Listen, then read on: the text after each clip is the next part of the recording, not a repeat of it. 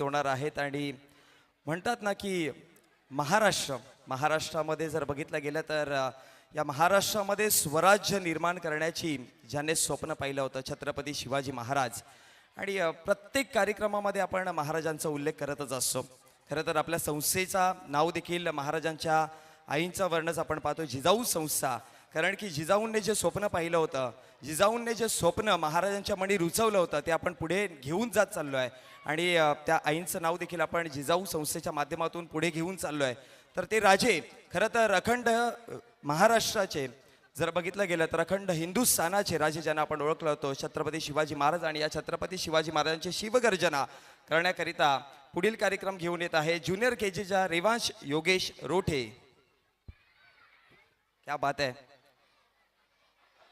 छोटे रेवांश आहेत पण त्याची एनर्जी त्याची एक्साइटमेंट आपल्याला त्याच्या चेहऱ्यावरती दिसते. एकदा रेवांशसाठी जोरदार टाळ्या वाजवायच्यात. कारण की मंडळी म्हणतात ना की सूर म्हणतो साथ दे, सूर म्हणतो साथ दे, दिवा म्हणतो वाद दे. सूर म्हणतो साथ दे, दिवा म्हणतो वाद दे आणि आमचा कलाकार म्हणतो हे रसिक प्रेक्षका आम्हाला तुमच्या फक्त टाळ्यांची साथ दे, आम्हाला फक्त तुमच्या टाळ्यांची साथ दे. एकदा जोरदार टाळ्याने आपण त्याचं स्वागत करूयात.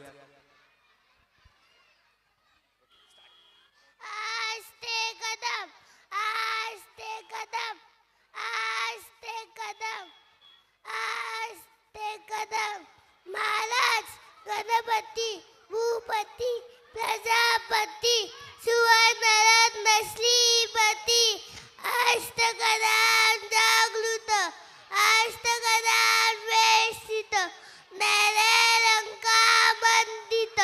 शस्त्रास्त्र पारंगत ताजती तुरंदर प्रभुपदा पुरंदर क्षत्रिय गुलावतांच श्रीयाधीश्वर महाराज श्रीमंत श्री श्री श्री शिवछत्रपती शिवाजी महाराज की.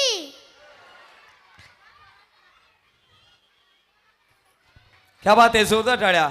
बोला छत्रपती शिवाजी महाराज की जय भवानी, जय शिवराय. खरं तर मला या कार्यक्रमामध्ये बदलायचं आहे.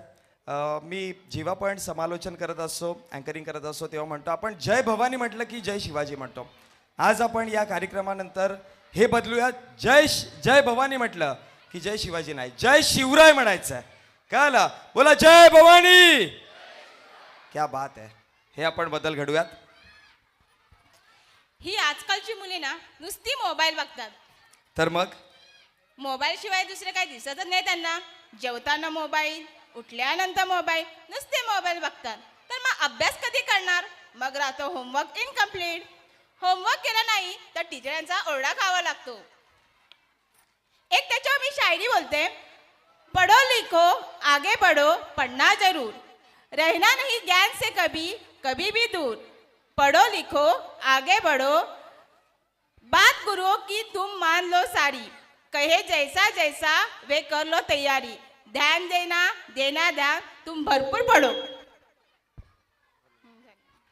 नक्कीच मंडळी, ज्या पद्धतीने मॅडमने म्हटलं, आपल्यापर्यंत ज्या पद्धतीने उल्लेख केला आहे की शिक्षण भरपूर महत्त्वाचं आहे जीवनामध्ये. तुम्हाला कधीही पुढे जायचं असेल तर तुम्हाला शिक्षण महत्त्वाचं आहे. आणि आजच्या जमान्यामध्ये जर बघितलं गेला तर याआधी मला असं वाटतं की अगदी जर मागील 10-15 वर्षापूर्वी पाहिलं तर ग्रॅज्युएशन झाल्यानंतर मोबाईल मिळायचं आहे. त्यानंतर थोडं कमी जर बघितलं गेलं तर 12वी नंतर, त्यानंतर 10वी नंतर. आणि आता जर बघितलं गेलं तर आपण काय करतो, लहान मुलं रडतात म्हणून काय करतो, त्यांना रडण्याचं थांबवण्याकरिता मोबाईल देतो. पण ते खरं तर लहान मुलं रडतात